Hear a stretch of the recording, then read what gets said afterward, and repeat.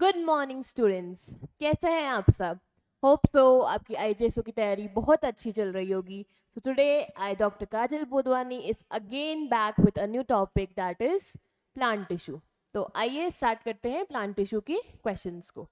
Starting with the question number 1. Histology is the study of. Histology हमें पता है किसकी स्टडी होती है, किसको पढ़ना होता है? टिश्यूज को. तो हिस्टोलॉजी किसकी स्टडी होती है? टिश्यूज की. अगर सेल की होती तो वहां साइटोलॉजी आ जाती. Clear? Next question number 2. Promeristem give rise to which type of meristem? Promeristem यानी कि जो हमारा एम्ब्रियो से डिराइव होता है वो किसको राइज देता है? हमारे प्राइमरी मेरिस्टेम को, जो कि क्या रिस्पॉन्सिबल होता है? इनिशियल ग्रोथ के लिए प्लांट्स की. प्रो मेरिस्टेम उसी के लिए होता है. सो हमारा आंसर क्या हो जाएगा? Primary meristem. Clear?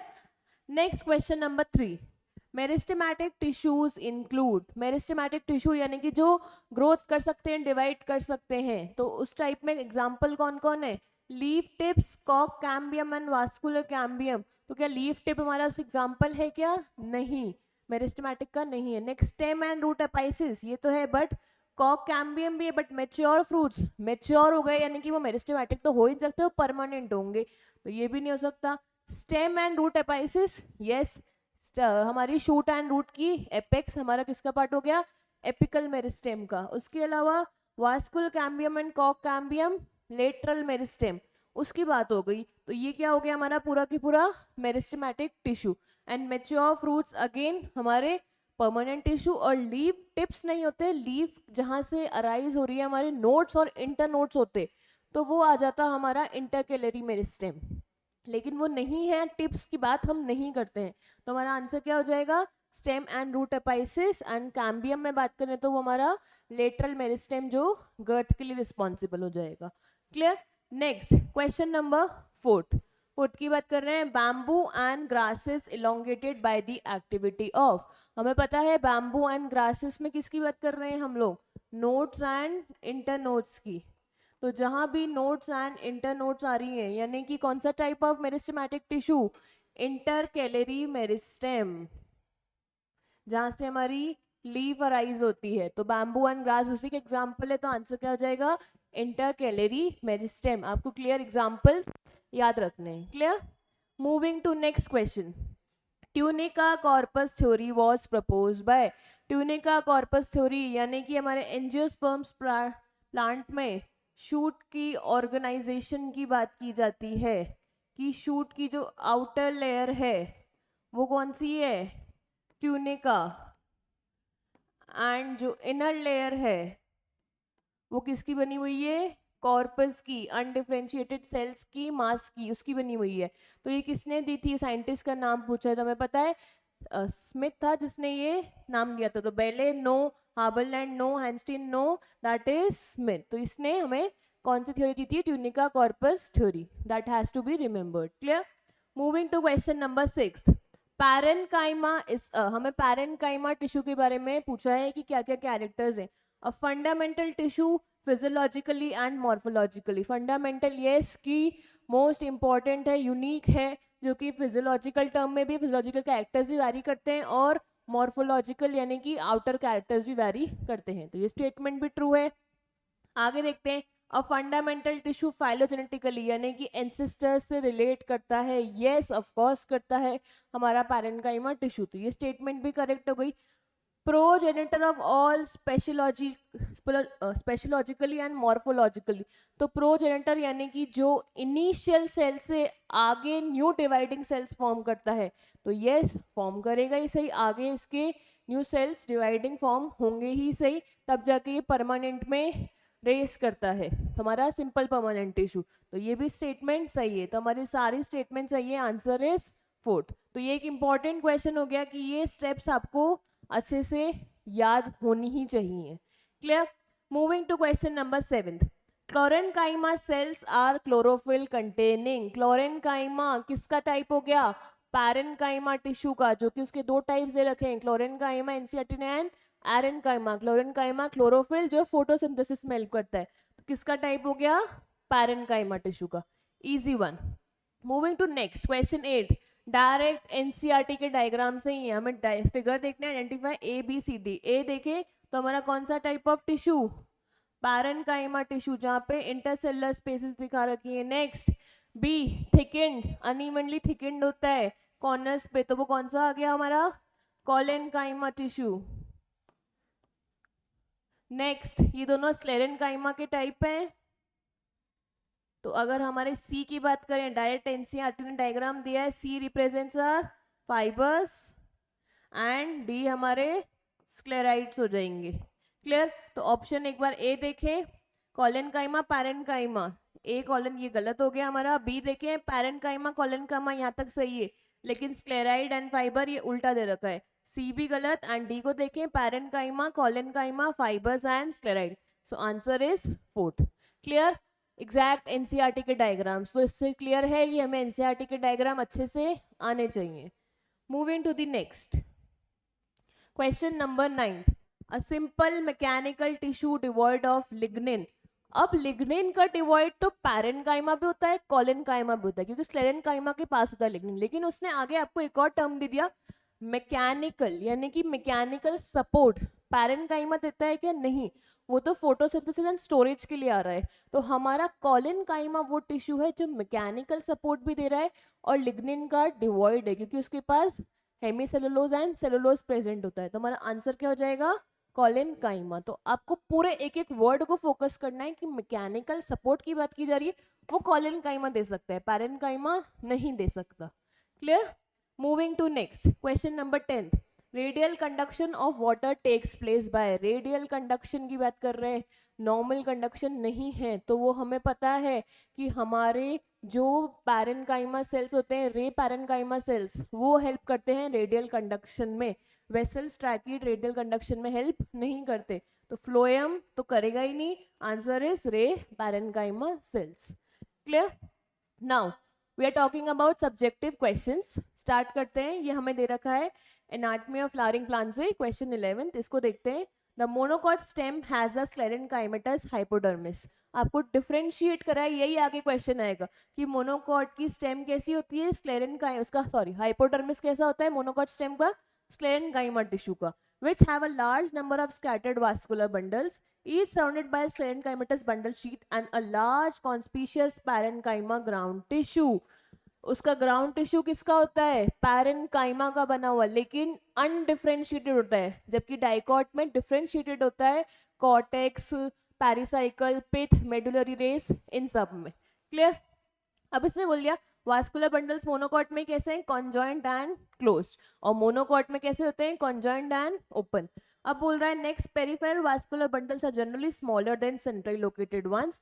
The phloem parenchyma is absent, not present, and a water containing cavities are present within the vascular bundles only। ये आपको स्टेटमेंट इसने पूरी दे दी जो इसने बात की मोनोकॉट स्टेम की। अब उसने आपसे क्वेश्चन पीछे पूछा है what do you mean by term conjoint.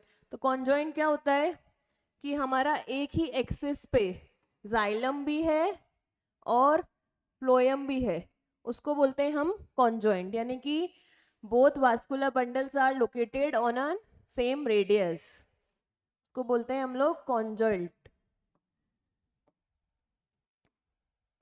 And open की जब बात, कॉन्जॉइंट हम ओपन एंड क्लोज की बात करते हैं इसमें। Clear? Next, where is hypodermis located. हमें पता है कि सबसे आउटर लेयर हमारी एपिडर्मल टिश्यू जिसकी एपिडर्मिस। नेक्स्ट ग्राउंड टिश्यू की बात करें तो फिर डर्मिस, उसके बाद हाइपोडर्मिस पहली ही लेयर होती है हमारे ग्राउंड टिश्यू की। तो हमारा हाइपोडर्मिस कहाँ लोकेटेड है? Just below the epidermis. And कहाँ प्रेजेंट है? कौन सी टाइप ऑफ टिश्यू में? ग्राउंड टिश्यू में। ये भी हमें आना चाहिए। नेक्स्ट उसने आपसे पूछा है differences, two major differences between dicot and monocot stem. तो उसने आपको मेंशन भी करके दिया है क्वेश्चन में। अगर उसने बोला है dicot stem and monocot stem के बीच का डिफरेंस पूछ रहा है वो आपसे, तो हम बात करें कि इसका हाइपोडर्मिस किसका बना हुआ है? स्क्लेरेनकाइमा का। तो हमारा पहला कैरेक्टर हो गया हाइपोडर्मिस, ये किसका है? स्क्लेरेनकाइमा टिश्यू का। और हमें डाइकॉट का पता है किसका बना होता है? कोलेनकाइमा टिश्यू का। इसकी ट्रिक क्या होती है लर्न करने की कि डाइकॉट का हाइपोडर्मिस बहुत कूल है, that is collenchyma, and monocot का बहुत सैड है, यानी कि स्क्लेरेनकाइमा। क्लियर?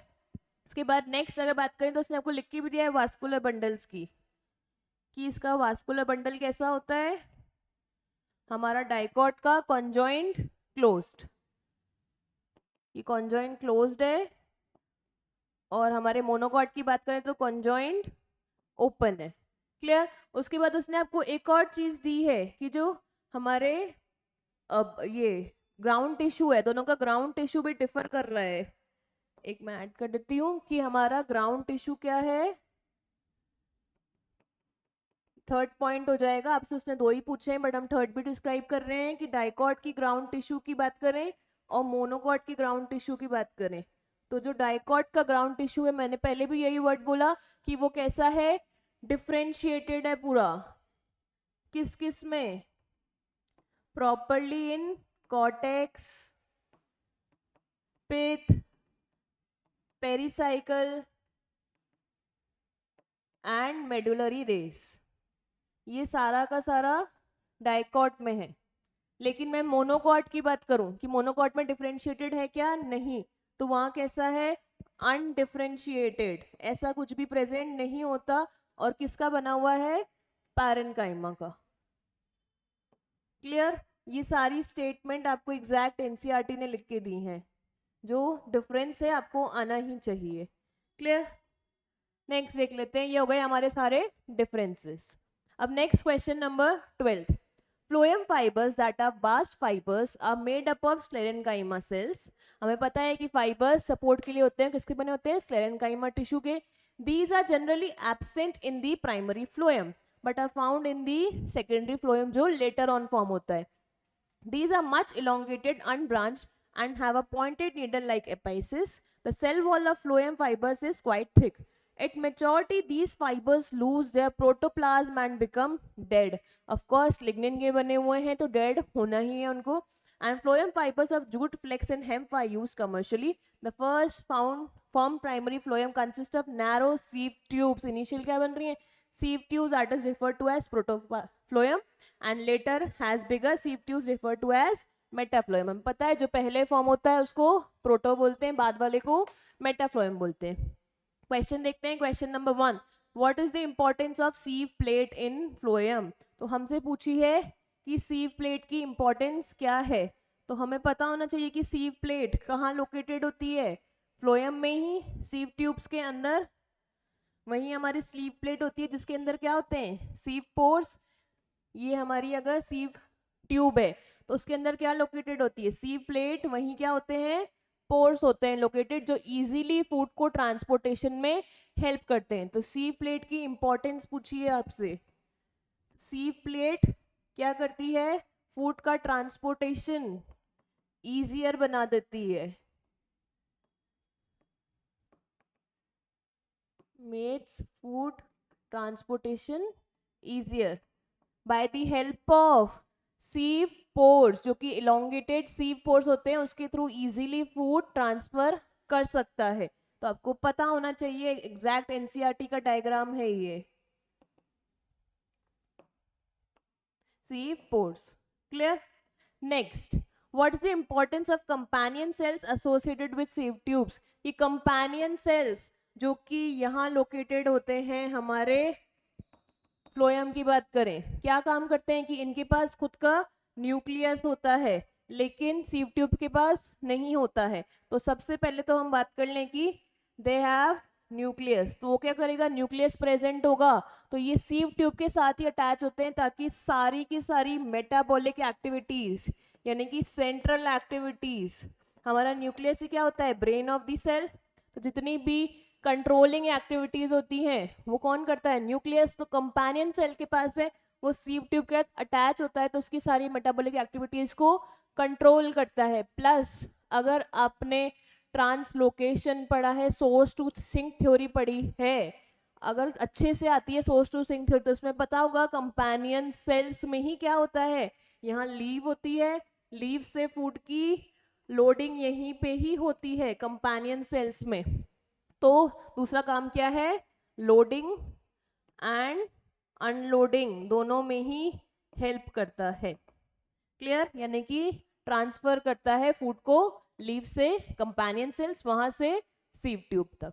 क्लियर, ये फंक्शन होता है हमारा कंपेनियन सेल्स का, इसलिए वो एसोसिएटेड होती है सीव ट्यूब से, ताकि उसका न्यूक्लियस पूरी मेटाबॉलिक एक्टिविटीज को कंट्रोल कर सके।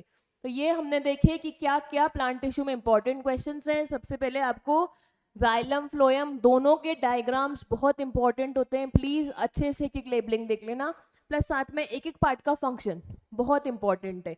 नेक्स्ट, उसके अलावा मोनोकॉट डाइकॉट स्टेम का डिफरेंस पूछ लिया, ऐसे ही डाइकॉट रूट मोनोकॉट रूट भी प्लस लीफ, इनके सबके डिफरेंसेस आने चाहिए, मस्ट हो जाते हैं, एंड डायग्राम्स जो एनसीईआरटी ने दिए हैं। इसके अलावा वही जाइलम से question, radial conduction of water. इसके अलावा सिंपल टिश्यू से हमारे पैरेन्काइमा, कोलेनकाइमा, स्लेरेन्काइमा, तीनों के फंक्शन, लोकेशन, नेचर, किसका बना होता है, कंपोनेंट, कंपोजिशन, सब आना चाहिए, क्योंकि कहीं से भी क्वेश्चन उठ सकता है विथ डायग्राम्स ऑफ कोर्स, जो हमने अभी डिस्कस किया। तो ये सारी चीजें हैं। उसके अलावा हमारा मेरिस्टेमेटिक टिश्यूज के टाइप। क्लियर, तो wish you all a very good luck, thank you so much.